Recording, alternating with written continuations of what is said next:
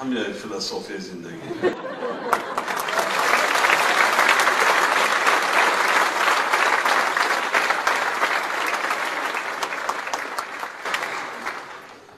ما در سیمای علاوالدین تمام خادمان تئاتر ولایت را میشناسیم، اعتراف میکنیم. دیگر هستن کارمانده که علاوالدین پدرش امروز در جمهوری یک است.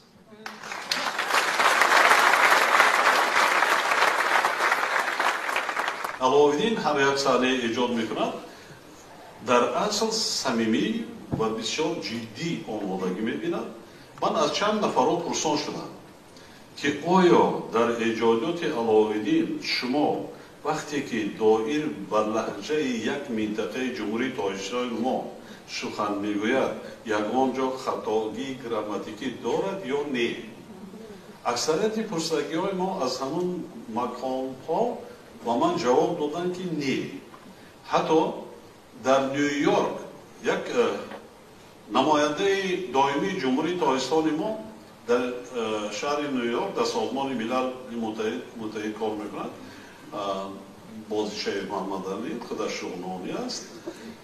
از او پرسان شدم که محمد علی شما گپ زدید و همین علاوالدین بسیار صحنه‌چه های حجمی دارد نسبت به مردم ولایت مختار کوهستان بدخشان.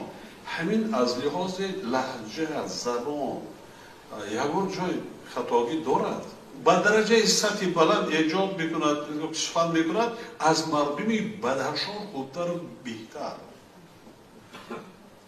و بهتره.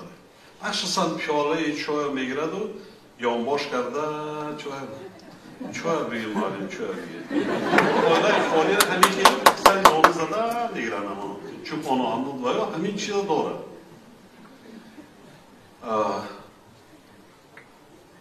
کدام سرگذشت را گپ زنم شاید دوستش می‌دارم. علاوالدین یک صحنه‌چه نوی تئاتر دیگر حجمی پیشنهاد کرده بودند درباره همون مولای قاضی ملکی.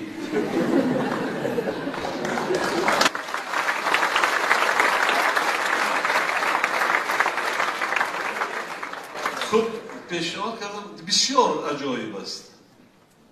زور زدم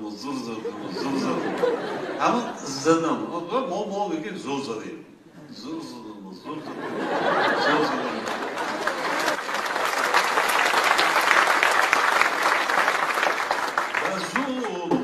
با زور تو دانشت خونده تو خوش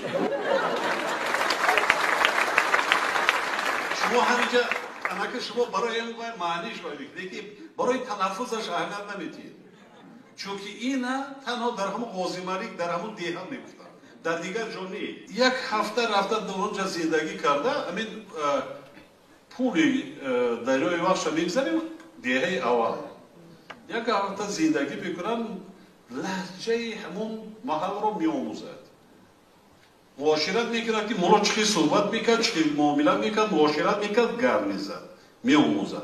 یعنی سیر با آن درجه سطح بلند کسبی بگه که همون محل صحنه‌چه را با وای مونده است. صحنه‌چه بسیار وای بود، هست این کارا حیاتی هست. این تنها یک خنده نیست، یعنی کمبودیا را برطرف کرده. معنای او را دارد که این چی است؟ مثل مولایی که نو در اینجا برآمد کرد، در اینجا مقصود چی؟ لقبش چی بود؟ مقصود هندلک ها بسیار در جمهوری تاجیکستان است. این خیلی هندلک ها بسیار که اصلا میارزد، به همه چی میارزد. من یک جا تشکر میگم